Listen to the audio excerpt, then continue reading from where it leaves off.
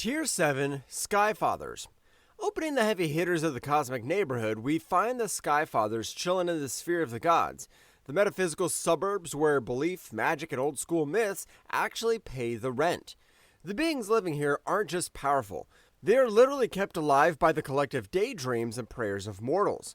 A Skyfather acts as the CEO of a specific god-themed company, like the Greek or Norse pantheons.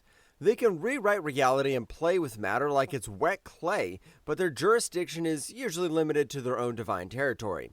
They are essentially universe-scale managers who handle the magical paperwork and soul trafficking between the mortal world and the bigger cosmic weirdness. Zeus. Taking a look at the main guy, who probably invented the dad bod but with extra lightning, Zeus stands as the main man on top of Skyland. He serves as the literal battery for the Greek sky and thunder, holding the title of the bossiest patriarch in the ancient business. Something unique that I like about him is that the power he wields flows to his chosen champions, keeping the magical plumbing of the universe running smoothly. Since he is an immortal pile of divine energy, he treats physics like a suggestion, changing his shape or tossing mountain-level lightning bolts whenever he feels like it. To prove how powerful he is on the field, he provides the essential Z in Shazam's magical acronym and even made Wonder Woman out of clay in the old days. While those feats might seem strong, there's a reason he stays at only Tier 7, the bottom of this list. That's because he hit a wall during the Children of the Gods, when Darkseid treated him like a cosmic snack to steal his life force. He stayed at the party a bit too long and ended up being the guy who gets his lunch money stolen by the new neighborhood bully, which goes to show there are beings even more powerful than he is. Nabu. Switching gears to the guy who really loves wearing gold accessories, Nabu is a Lord of Order who has been around since the 9th Age of Magic. What I find interesting is that he doesn't lift weights or go to the gym, instead he just manipulates the very structure of the universe to make sure everything stays organized and boring. Because he is too cool for a physical body, he haunts a golden helmet, an amulet, and a cape, waiting for some poor soul like Kent Nelson to put them on so he could take over. Once Nabu's in the driver's seat, he can warp time, space, and energy like he's playing a high-stakes game of SimCity. One of the wildest moments happened during the Day of Vengeance when the Spectre went on a magical killing spree. Nabu was one of the only dudes brave enough to look the wrath of God in the eye and say, "Not today, pal." I would say this is one of the most fascinating fights of DC Cosmos because he ended up fighting the Spectre across several dimensions, eventually blowing himself up just to reset the rules of magic for everyone else. Tier 6 New Gods. Moving up the cosmic ladder, we run into the New Gods, who live in the high-rent district of the Sphere of the Gods on planets like New Genesis and Apocalypse. These guys aren't just old myths with better PR. They're living, breathing concepts that popped up after the old gods blew themselves into pieces. They exist way outside the normal multiverse, and their true forms are so massive and complicated that they would probably break your brain if you saw them. Think of the versions that fight the Justice League as just 3D avatars, like a video game character being controlled by a player in a higher dimension. Scary thing is, if a new god actually stepped into our reality with their full true form weight, the entire multiverse would probably pop like a cheap balloon. To make it even worse, they use super advanced divine gadgets like mother boxes to tap into the source, which is the cosmic equivalent of having an infinite battery for your iPhone. True form Darkseid. Stepping into the spotlight of pure gloom, true form Darkseid's what happens when the concept of being a jerk reaches a multiversal scale. He started out as a guy named Waxus, but then he grabbed the Omega Force and decided that owning everything sounded like a great career path. So he uses the Omega effect to delete people from existence or trap them in a loop of terrible alternate lives that make a Monday morning feel like a vacation. His ultimate goal is the anti-life equation, which is a mathematical proof that says you have no choice but to listen to me. During the final crisis, his dying true form started falling into the universe. Because he is the conceptual heavy, he almost dragged every single universe down into a black hole with him. It took Batman shooting a special bullet and Superman literally singing a magic song to finally shut him up. In the end, he's the kind of guy who doesn't just want to ruin your day, he wants to mathematically prove that your day never mattered in the first place. Highfather. On a much brighter side of the street, Highfather is the guy in charge of New Genesis and the absolute opposite of everything Darkseid stands for. He is the personification of faith and freedom, acting as the cosmic anchor that keeps the universe from becoming one giant shopping mall owned by Apocalypse. Instead of the scary Omega stuff, he uses the Alpha effect, which is basically the good vibes version of the cosmic energy. Not only that, he carries a big stick called the Wonder Staff that lets him heal people, project energy, and rewrite reality whenever the source gives him the green light. What I find most interesting is that his whole life is basically a never-ending wrestling match with Darkseid that has been going on for billions of years without a clear winner. And during the Godhead story, he even took control of all the Lantern Rings at once to try to build an army that could finally put an end to the bad guys. I'm calling him the Cosmic Grandpa, who is always ready to remind you that hope is a thing, even when your roommate is a literal god of tyranny. Tier 5, Crisis Entities. Now we're getting into the real game changers who hang out in places like the Monitor Sphere in the 6th dimension, way past the normal gods. Crisis Entities aren't just playing with magic or concepts, they are the people who actually build the house and then decide to burn it down for the insurance money. How do they do it? They use something called crisis energy to rewrite history, delete universes, and force the entire DC publishing line to have a reboot every few years. They treat the entire collection of Infinite Earths like a messy desk that needs to be cleared off so they can start a new project. That's why when these guys show up, planets and galaxies are basically just dust bunnies that get swept away in the chaos. If a Skyfather is a manager and a new god's the vice president, these entities are the corporate liquidators who come in to shut down the whole branch. Anti-Monitor. First crisis entity we have, the Anti-Monitor, a giant cosmic grumpy pants who lives in the antimatter universe and hates everything made of normal stuff. His entire job description is just erasing universes, and he's incredibly good at it, mostly because he can absorb the energy of every soul he deletes. During the original Crisis on Infinite Earths, he turned an infinite number of universes into an antimatter smoothie, leaving only 5 Earths left in the entire multiverse. He eventually got so powerful that he traveled back to the very beginning of time to try and change the recipe for how existence was made. But my favorite part is when he actually ended up fighting the Spectre in a wrestling match at the dawn of creation that was so loud it birthed a brand new universe. In short, this guy doesn't just kill you, he uninvents the fact that you or your planet ever existed in the first place. Darkest Night. Then there's the Darkest Night, who is essentially what happens when you give the most dangerous version of Batman the power of a god and the brain of a clown. He used to be the Batman who laughs, but then he put his brain into a body that had the same Blue Man powers as Dr. Manhattan. This gave him the ability to see all of time and space while still being a total psychopath who is great at planning murders. I found him annoyingly terrifying because he learned how to use crisis energy to kill Perpetua, the literal mother of the multiverse, and then he rebuilt reality into a nightmare called the Last 52. He was so powerful that he could swat the Justice League away like they were annoying flies and fight a gold-powered Wonder Woman across the start and end of all time. He's basically edgelord dialed up to 11, reaching his final form combining high-level science with the kind of crazy that makes the Joker look like a pastor. He is the living proof that if you give Batman enough prep time and the powers of a deity, he will eventually try to turn the entire multiverse into a heavy metal album cover. Tier 4, The Hands. Floating around in the Omniverse, which is the greater outdoors beyond our little multiverse, are the entities known as the Hands, or Super Celestials. These beings are the original architects and construction workers who take raw cosmic goop and shape it into functional realities for people to live in.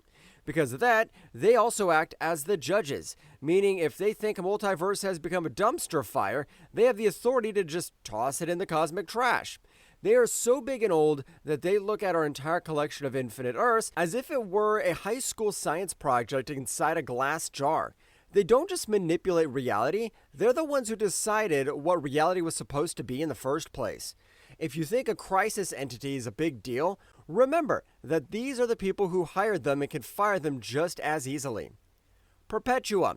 Perpetua is the most famous member of this group because mostly she's the one who actually built the main DC multiverse and gave birth to the Monitor and Anti-Monitor, the crisis entity we talked about earlier. What I don't like about her, though, is that she didn't just want a nice universe, she wanted to weaponize the whole thing and use it to fight her boss in the greater Omniverse. She has total control over the energies of creation, which lets her pick up entire universes and throw them at people like they're all dodgeballs. When she finally got out of her cosmic jail, she started erasing the Justice League's history and taking over everything like a landlord who hadn't been paid in 1 trillion years. It took a massive war involving every hero and villain just to slow her down, and she still almost won because she literally wrote the book on how the universe works. I like to imagine her as the angry mom of the cosmos, except instead of taking away your Xbox, she takes away the dimension where your Xbox sits. Empty Hand. On the creepier side of things, we have the Empty Hand, who is basically the final boss of the multiversal story and the leader of a bunch of cosmic parasites. I honestly find him pretty interesting because he is a bit of a meta joke as he represents the end of the story, like the hand of a reader closing the book and putting it back on the shelf, because he represents the idea that stories eventually stop. His power over the fictional world is basically absolute and impossible to fight. He already destroyed an entire secondary multiverse called the Multiverse 2 just to see if his Oblivion machine was working properly, and he didn't even break a sweat doing it. When the best heroes from every universe showed up to stop him, he didn't even bother fighting them. He just told them they were irrelevant and shooed them away. What's even worse is that he treats the entire DC history like a disposable comic book that is about to be thrown out, making him what I call the most terrifying kind of villain. He is the personification of the fact that no matter how many times Superman saves the day, eventually the person reading the book is going to go to sleep and forget about him. Tier 3, the Endless. The Endless are a bit different because they aren't actually gods and they don't really care about who's winning a war or which universe is being rebooted. They are the personifications of the basic functions of life, like dreaming, dying, or having a really bad day. What I like about them is that they have been around since the very beginning and will be there at the very end, regardless of what the crisis entities or the hands are doing.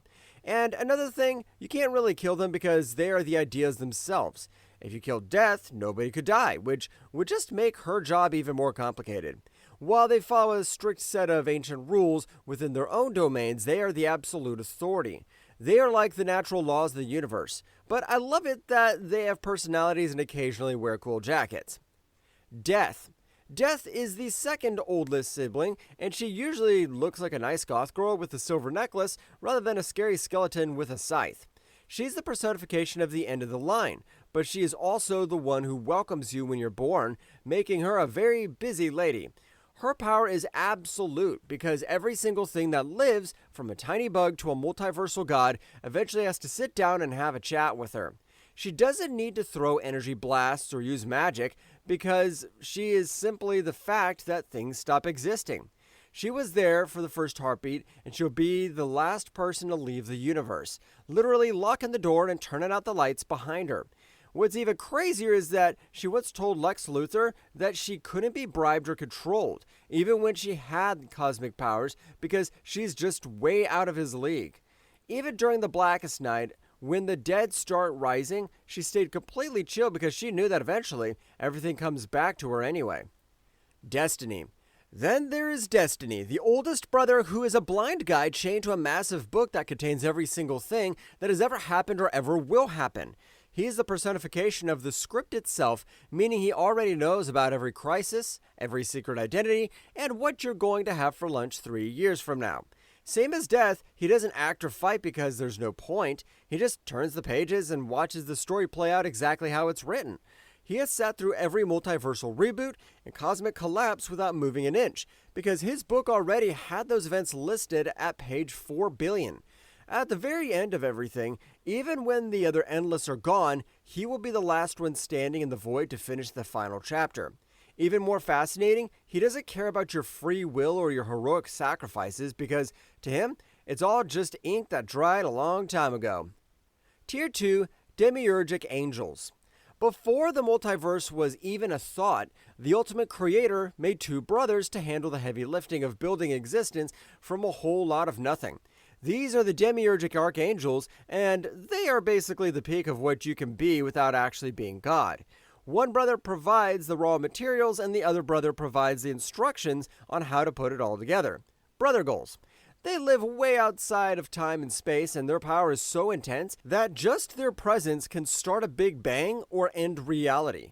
I find these guys very special because they don't follow the rules of the gods or even the endless, as they are the ones who provide the energy that make those concepts possible. Furthermore, they are the direct hands of the Supreme Creator, and their sibling rivalry is enough to reshape the entire map of existence. Michael Demiurgos. Michael Demiurgos is the guy who carries the Demunas Demiurgos, which is a fancy way of saying he has the power of infinite creation inside his body. I like to call him the literal gas tank of the universe. Without him, there is no matter, no energy, and no life. At the very beginning of time, he released this energy to spark the Big Bang that created everything the DC heroes have ever seen. One thing to note, his power is so volatile that if he dies, he doesn't just go to heaven, he explodes with enough force to birth a whole new multiverse or wipe out the current one. When he was wounded in the Lucifer comics, his brother had to take him into the void so his death explosion could safely create a brand new reality without destroying the old one. He is essentially a walking, talking nuclear reactor of infinite creation who can make something out of nothing just by breathing. Lucifer Morningstar. On the other hand, we have Lucifer Morningstar, who is the archangel of absolute will and the guy who actually shapes the energy his brother provides. If Michael is the pile of bricks, Lucifer is the architect who knows exactly where each brick needs to go to make a house. I find him very enticing, and he's probably one of my favorite characters in all of comics, because he has the strongest will in existence, second only to the big boss himself, and he can manipulate the fires of creation to build stars, planets, and dimensions. Lucifer is famous for quitting his job in hell, cutting off his wings and moving to Earth to run a piano bar because he was bored of his father's plan.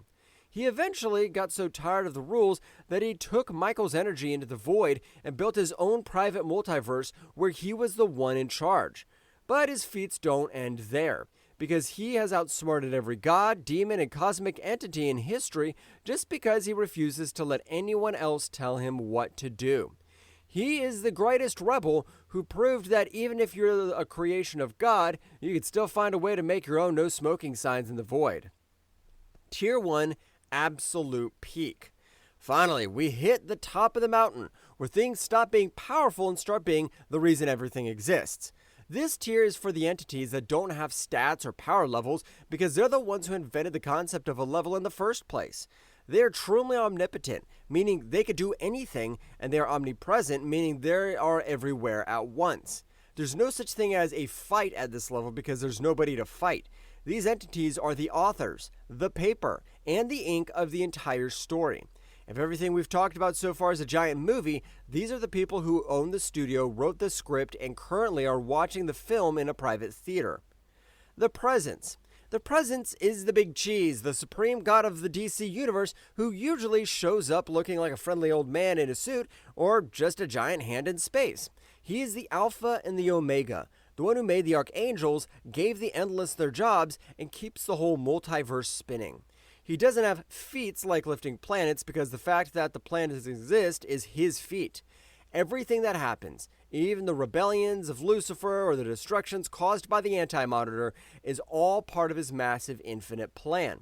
In the end, even the most powerful characters realize that they are just playing their roles in a story he already finished writing before time began. While he is the grand creator, he manages to stay humble by appearing as a dog while secretly holding every atom in existence. It must be pretty easy to stay calm during a multiversal crisis when you are the one who literally invented the concept of a crisis to keep things interesting. The Overvoid. At the very, very end of the line is the Overvoid, also known as the Monitor Mind, which is basically a sentient white space of the comic book page itself. This isn't a character in the traditional sense. It's the literal canvas that every single DC story is drawn on. Before God, the multiverse, or even the void, there was just this infinite perfect white intelligence that eventually noticed a little smudge on its surface. That smudge was the entire DC multiverse, which the Overvoid viewed as a tiny chaotic flaw that it created a probe to investigate. Every single hero, villain, and cosmic god is just a tiny bit of ink floating on this infinite white background. To the Overvoid, the entire history of the DC comics is just a microscopic scab of narrative that it's trying to understand. It's that one meta-truth. No matter how big a character gets, they are all just drawings on a piece of paper that could be erased at any second. Well, that's it for this one. If you liked the video, hit that like button, subscribe for more, and ring the bell so you never miss a drop. Craving more stories from comics, movies, and beyond? Check out this video right here. Cheers, and see you in the next one.